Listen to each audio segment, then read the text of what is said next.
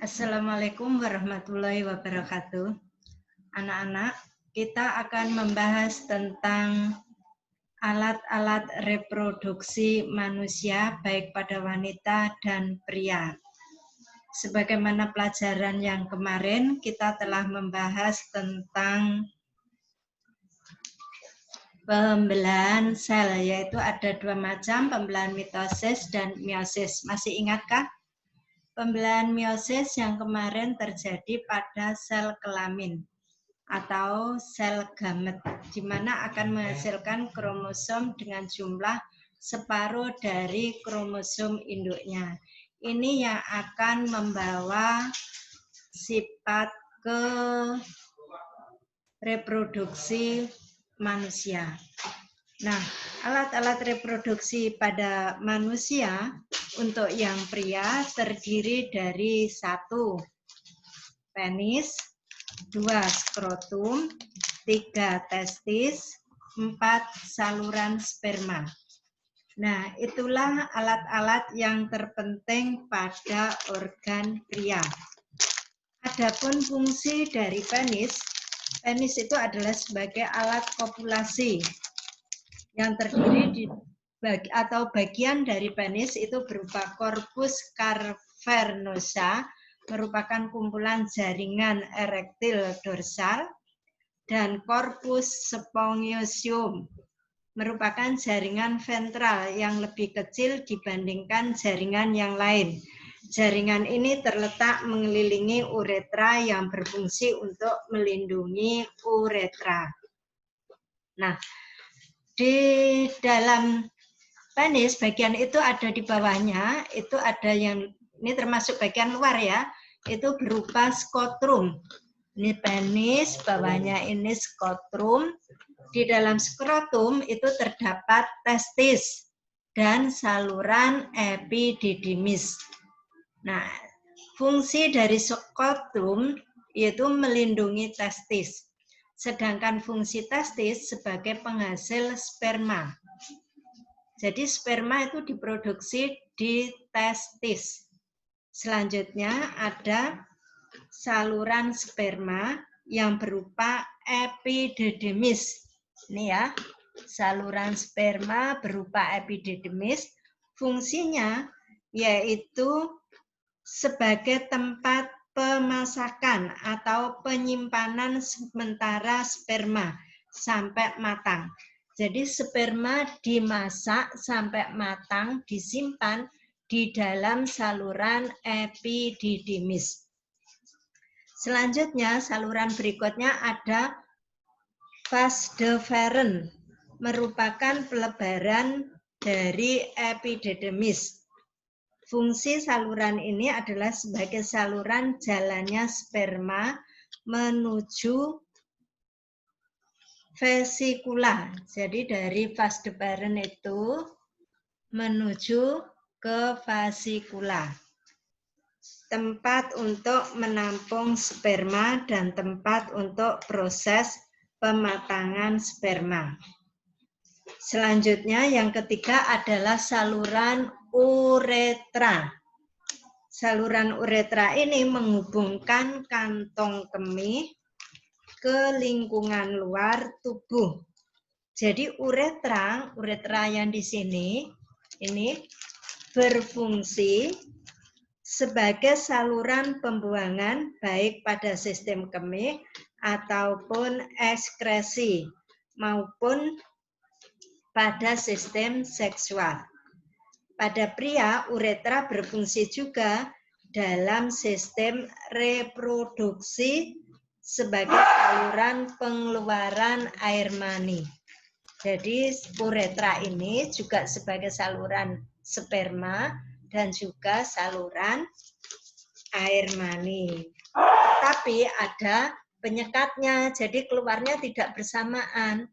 Di sini ada penyekatnya. Nah, pada pria juga terdapat kelenjar reproduksi. Kelenjar reproduksinya ini ada 3 ya. 1, vesikula seminalis. Nah, ini adalah vesikula seminalis.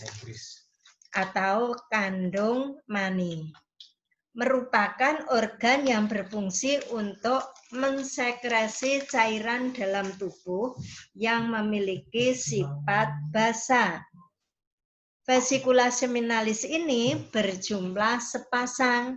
Ini ya, vesikula seminalis ini berjumlah sepasang yang terletak di atas dan di bawah kandung kemih. Letaknya di atas dan di bawah kandung kemih. Yang kedua ada kelenjar prostat. Ini ya, prostat gland. Kelenjar prostat yaitu kelenjar terbesar dari kelenjar aksesoris yang berada di bawah kandung kemih. Kelenjar ini berfungsi untuk menyekresikan cairan encer seperti susu yang mengandung kolesterol, garam, dan enzim, serta bersifat alkalis, sehingga dapat menyimbangkan keasaman residu urin di uretra dan keasaman vagina.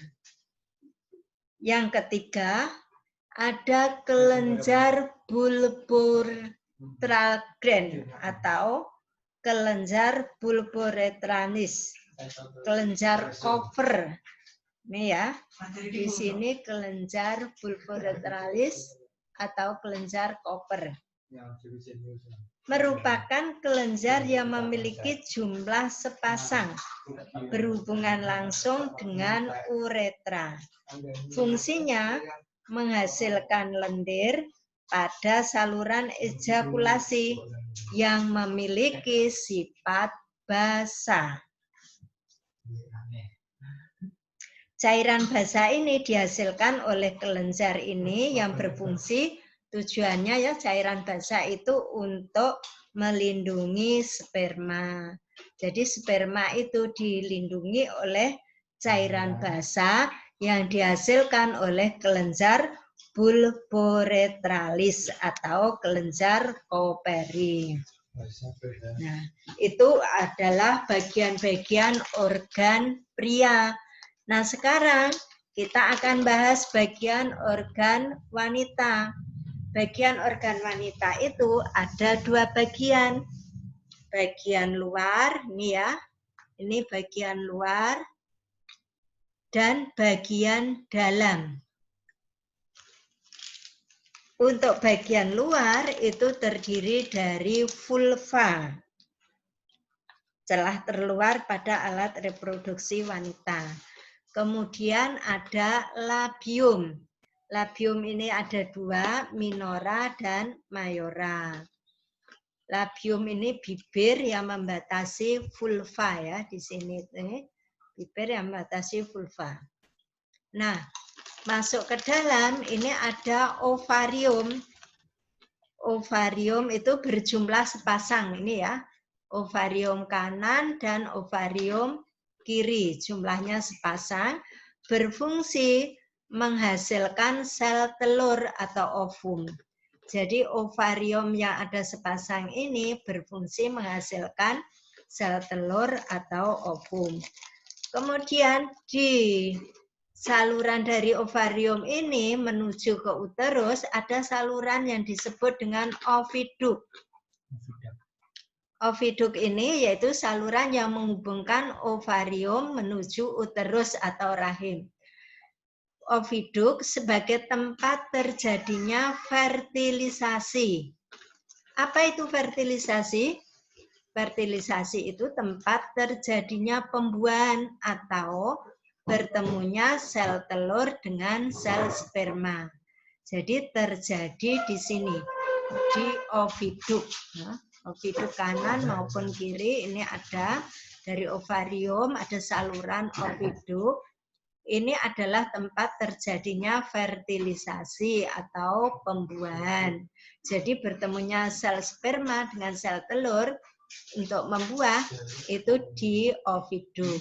Selanjutnya menuju ke uterus atau rahim.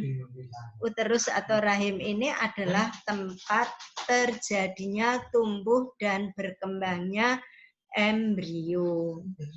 Jadi terjadi di uterus atau ovidus. Itu bagian-bagian dari alat reproduksi wanita yang utama. Ini soal yang sering keluar di ujian ya.